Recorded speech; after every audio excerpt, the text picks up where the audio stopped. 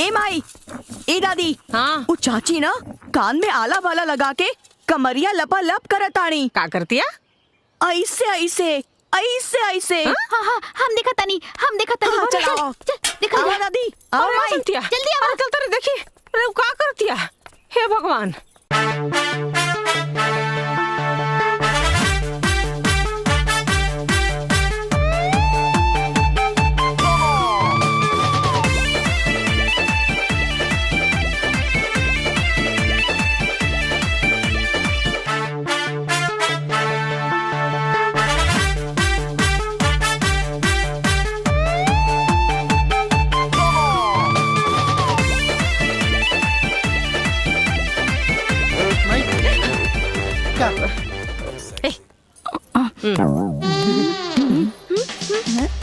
का भाई? का चाचा, का होता है सब? तेरे दुल्हैया का करतिया देख। अरे ई रामदेव बाबा के योगे जैसन हो। ये यो के का नाम बा भैया? डार लपकासन और का? एकरा के एरोबिक कहल जाला और ई कमर के कमरा होके से ना रोकेला और दाढ़ के दर्द में भी फायदा करेला। हाँ। का नाम कहनी है बबुआ? ए ए ए ए ए ए ए ए बी सी डी मत पढ़, जाके अपन काम कर जा। ए तोहनी के स्कूल लेके जाके जो भाग जा जा ना। माई माई माई अपन काम कर जो अरे जो।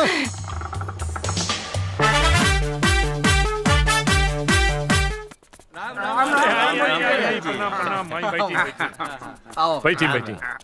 अरे धन्यवाद हमार। बैठी बैठी एने बैठी। भोरे भोरे सब कोई हमरा दूरा पर का बात है? सब ठीक ठाक बानू? अरे भैया टेंशन मत ला, सब ठीक बा। अरे हमनी सब तो नईकी पतोहिया के हाथ से चाय पिया आइल बानी। अरे रे रे ठीक बा ठीक बा। ठीक बा। का है नहीं बहुत अच्छा कहीं नहीं। हाँ हम तो खुदे बुलावे वाला रहनी। अच्छा कहीं नहीं आ गई नहीं। अवध जाके छोटकी बहुरिया के हाथ से चाय बनवा के लिया। नारायण भाई, छोटकी पतोहिया के व्यवहार संस्कार सब ठीक बा ना? अरे ठीक न रही तो हम ठीक कर देव ना। वो लोग तो हमार दिमाग जनबे करेला कितना गरम रहेला। एक बार समझाए से समझ गए तो ठीक, नहीं तो मार के पीठ सुझाते। अरे क्या बताई, हम लोगन के जागे के पहले भोरे भोरे उठ जाला और नहा धो के कब तैयार हो जाला पते नहीं चलेला। और दूसर बात, बिना घूंघट के घर के बाहर कदम ना निकालेला। और ताउर अब हम का बताई तू लोगन की, दिन भर केहू के काम न करे देला और राती के ने सास और जेठानी के गोर दबावेला।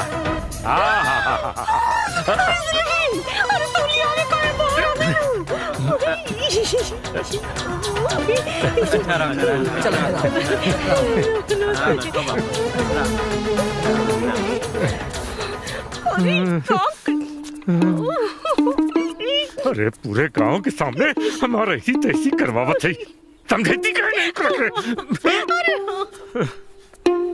अरे तो पहले तो बहनी, अरे ये बड़की दुल्हन, अरे छोटकी दुल्हन खजाने को साड़ी लेके आ रहे।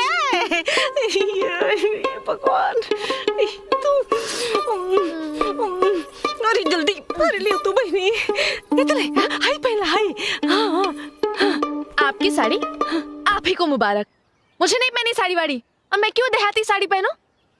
वैसे भी इतनी गर्मी हो रही है। पता है आपको कितनी गर्मी हो रही है मुझे? और आपको लगता है कि मैं पागलों वाली साड़ी पहनूंगी?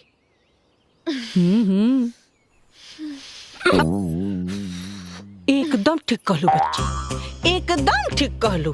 अरे कोई बेर हम चिंटुआ के बाबू से कहली कि हमनो के ऐसा कपड़ा लिया बा जौन तनी घुटना के ऊपर ले रहे, तनी हवा लगे।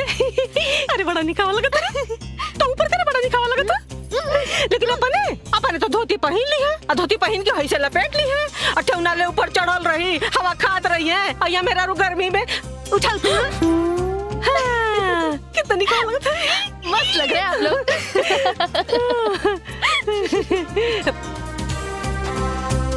इस शहर के हवा खाए के तरीका शहर में ही रह दी। भीतरे चली दूध उबलत बा।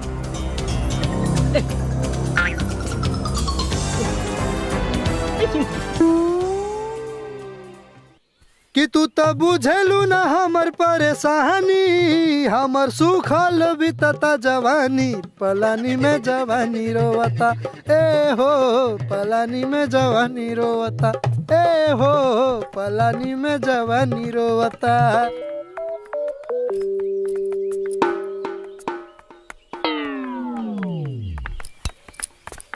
अरे आज ये एक्सप्रेस कहाँ है? हमें अयोध्या घूमने जाना है। अयोध्या? हाँ? बैठा। यहाँ तो जगह नहीं है, मैं कहाँ बैठूंगी? अरे तो पिछवा जाके बैठ जा। मैं और पीछे? हाँ। बिल्कुल भी नहीं, मैं आगे बैठूंगी।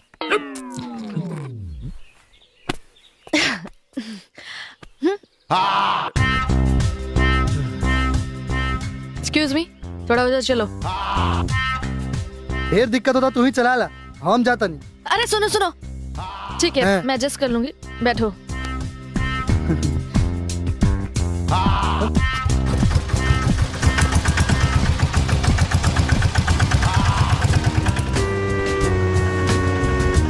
रुको, ऑटो रोको, रुको।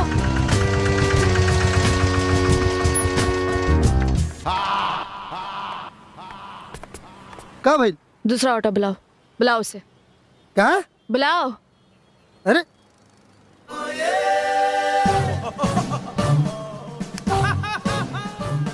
फोन लगाओ उसे, कहाँ है?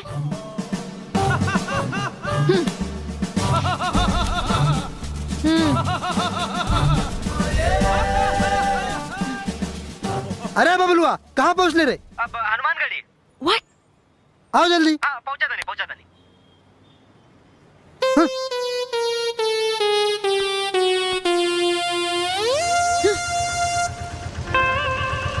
आ गए, ला गए, ला आ गए।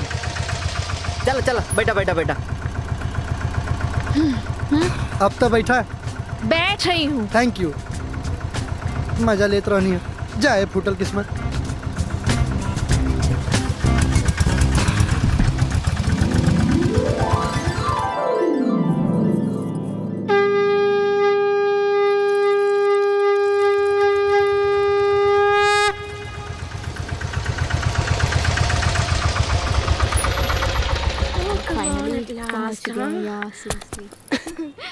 नाइस ना वो देख कितना प्यारा है। अरे सुना, ये सब कहाँ देखा ताड़ू? चलो चलो, आवा आवा, चलो हम तारण के सरयू नदी देखा होता नहीं। हाँ अच्छा अच्छा, ये क्या हो रहा है?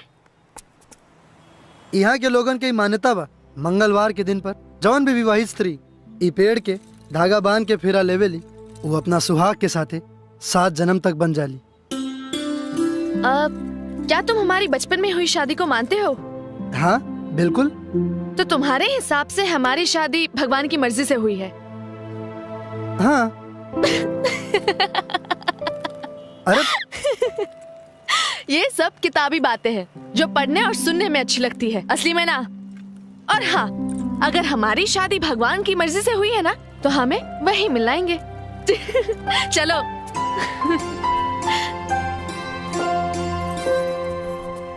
मिलन तो जरूर होके रही, काहे कि हमने इंसान के का औकात जे भगवान के मर्जी के टाल सके। दिखाओ हमें, है? अब वही दिखाओ रे, ऐजे दिखाओ, दिखाओ, दिखाओ हमरा के भाई, नहीं तो तुम जान ले ले हम। दिखाओ।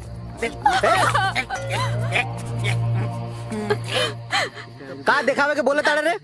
ये हमरा से कहा था कि हमरा के प्यार बा, हमरा पे विश्वास बा, हमरा पे एतबार बा, हमरा पे नाज बा। अगर नाज बा तो दिखाओ हमरा के, दिखाओ। अरे उजड़े चमन, आधा बाल, प्यार मोहब्बत रोड पर देखे के चीज ना है, घर में जाके देखे के चीज है, बुझाइल? ये हम दिखावत नहीं, रुक। ये क्या है? चुनौती? ये क्या है? सुरती? और दिखावत नहीं हम, हाँ? रुक 1 मिनट। ये क्या है? डाबा? ये क्या? दूध? खाइल ना? दिखावत रे। बड़ा अजीब चीज देखे के तारा के शौक चढ़ल बा। हाँ, हम अजीब है, हमरा क्या अजीब चीज देखे के शौक चढ़ल बिया। एकदम सही कहला, एकदम ठीक कहला। आज ना आज एकरा से बिना देख लेना छोड़िए मत। ये देखो देखो सपोर्ट करने का आना आ गया। Thank you. एक मिनट। हाय इतना लोग हमार झगड़ा देखत रहले, तू हमार समझ ले प्रॉब्लम। हाँ, अब बाकी तुहार प्रॉब्लम सॉल्व करे से पहले तू हमारे एगो प्रॉब्लम सॉल्व करा। तुहार प्रॉब्लम? हाँ भाई तोहरा खातिर हमार जान हाजिर बा। अच्छा तो एगो बात बतावा, ओकरा में का बा? ओकरा में दूध और पानी। सुना ना, अरे वो सब तो ठीक बा, बाकी और का बा में? अच्छा हाँ ऊ एकरा में हाँ घी बा, अच्छा खोआ बा, अच्छा छेना बा, अच्छा मट्ठा बा। ओके तो एगो काम करा, दिखाओ तो तनी। एकरा के कैसे दिखा सकेला? अरे जब दूध से बनावल जाला, हाँ जब जरूरत पड़ी तो दिखा दे। अच्छा हाँ? तो वैसे ही औरत सब होली, पत्नी के प्यार भी वही तरह होला, जरूरत पड़ला पर दिखाई देवेला। जब तू दारू पी के उल्टी करेला ना, तो वो घड़ी ई नौकरानी बन के तोहार उल्टी साफ करे ले। और जब तू बिना खैले रात के सूत जात होकबे ना, तो एगो माई लेखा तो के जगा के खाना खियावत होई। और तू इनकरा के बीच सड़क पर सबके सामने मारत अरे, अगर ई चाहे तो तहरा के 2 थप्पड़ जमा सकेले, बाकी ना, ई तोहार इज्जत करेली। और वह इज्जत के बचावे खातिर तोहारी बेतुका जुल्म सहताड़ी। जवन चीज तू बीच सड़क पे तमाशा करके देखल चाहताड़े ना, वो कोनो देखे वाला चीज ना, बल्कि महसूस करे वाला चीज है। जैसे कि हवा, ये हवा एके हमनी के देख ना सकेनी, खाली महसूस कर सकेनी। और अगर ये बात के तू ना समझ पहले ना भी, तो तोरा मरद भैला पर धिक्कार। हमरा के माफ कर दे।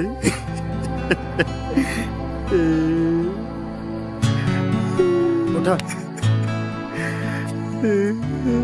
माफी हमरा से ना, अपना धर्म पत्नी अपना लक्ष्मी से मांगा।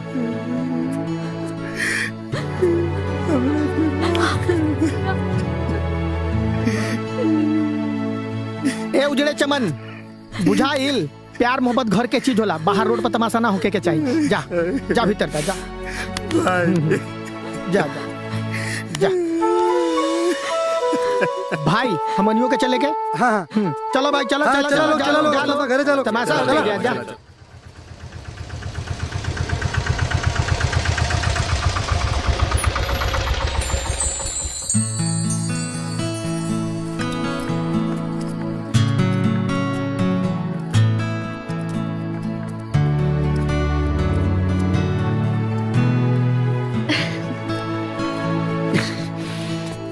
लागत है मामला सेट हो जाए।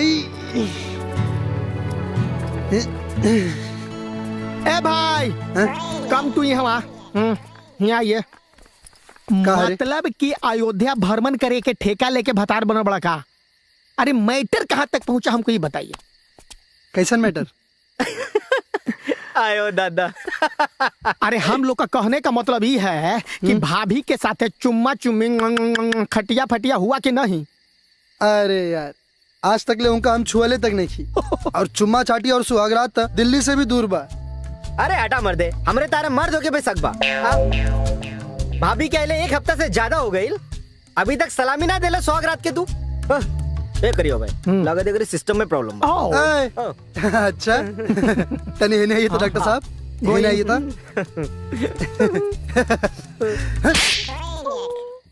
हमार सब बहुत बढ़िया बा, बाकी ओकर ऊपर वाला फ्लोर में तनी दरार बा। ऊ हमरा के भतार मनबे ना करेली। तू अगर के मेरा रूम माने लगी ना, ई बतावा। हम तो मनबे करेला।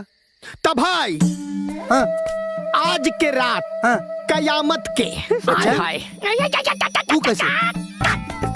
हम जाए बाजार। अच्छा बाजार से लाइम खम्बा, आधा तू आधा हम। फिर ओकरा बाद हाँ सुहाग रात के सैनिक बन के कर दिए चढ़ाई, 1 टेक ओके ओके ओके अच्छा ई ना पी ओ ना ना हमारा का बहुत काम बा, तू लोग मजा करा। जय राम जी की। गोइंग ओके ओके डॉक्टर साहब। जो करीबा ले ले आओ। आज मामला आर ना तक पार करके छोड़े। जियो मेरा शेर आवतानी लेके वाह चौक पर मिलल हा हाँ तनी महंगा देले बा मगर ठीक है बा। ओ पानी बोली हा वाह चलो उठावा चीज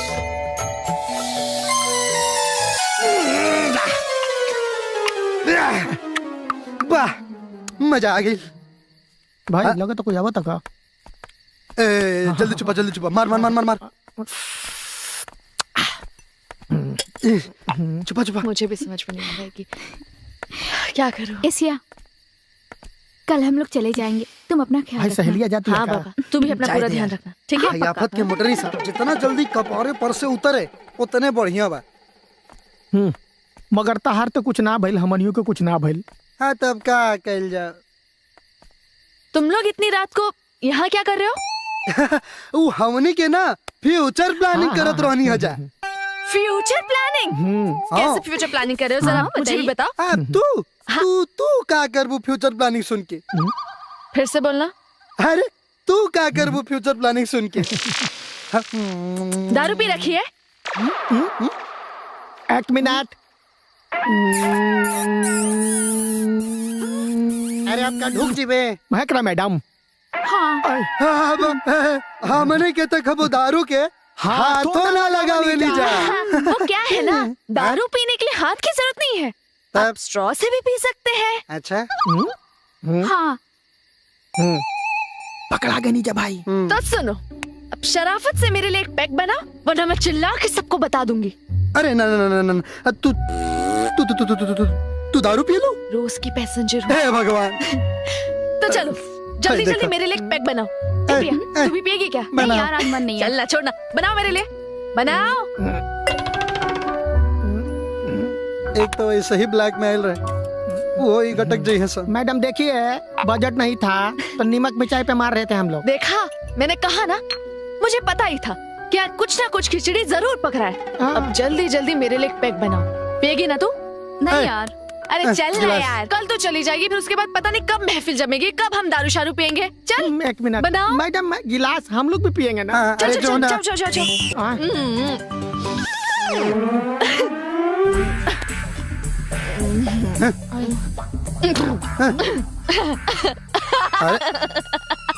चढ़े गया दारू रे पगला लो तोर में हरारू रे फुर फुर फुर अरे फुर फुर फुर फुर। सिया Don't touch me, don't touch me। ठीक बा। अरे भाई अरे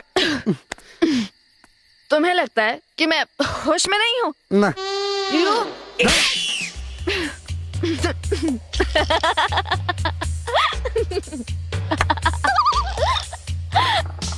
तुम्हें पता है तुम हीरो मटेरियल वाले नहीं हो, लेकिन हाँ एवरेज हो। तुम्हें ना मैं बिल्कुल पसंद नहीं करती, लेकिन हाँ तुमने ना मेरे यहाँ नहीं यहाँ कुछ तो किया है। ए भाई हमरा से झूठ बोलत रहा, सब खेला हो गया कातर की कुछ नहीं के भाई। अरे यू ना दिल के बात करती है। ए, सुना ना, हाँ तुम्हें पता है तुमने क्या किया? क्या किया? अरे ए भाई बर्दाश्त से बाहर जा रहा है। ये हीरो के दोस्त चुपचाप खड़े रहो, ज्यादा हीरो बनने की कोशिश मत करो। ए हीरोइन के सहेली, तुम भी सहेली रहो, ज्यादा हीरोइन बनने की कोशिश ना करो, ना तो अंगुरिया देख रही हो ना, हूर देंगे तो मर जाएगी यही जे। सुनो तुम school topper, college topper, Sanskrit में यूं लंबी लंबी लाइनें बोलते हो, लेकिन ये दिल के मामले में ना एकदम गवार हो। सुनो ना, कल मेरी ये और मेरी बाकी की पूरी सहेलियां जा रही है। अच्छा बा। मैं अकेले पड़ जाऊंगी। तुम मेरे दोस्त बनोगे? मेरे दोस्त। साथ रहोगे बोलो ना ना ना ना एकदम दोस्त दोस्त दोस्त दोस्त मेरे दोस्त दोस्त? दोस्त तो मेरे दोस्त बनोगे मेरे साथ रहोगे आप इसे रूम तक पहुंचा दो। तो मेरे दोस्त बनोगे मेरे साथ रहोगे तुम मेरे दोस्त बनोगे चलो ओका बोका मेरे खेले के साथ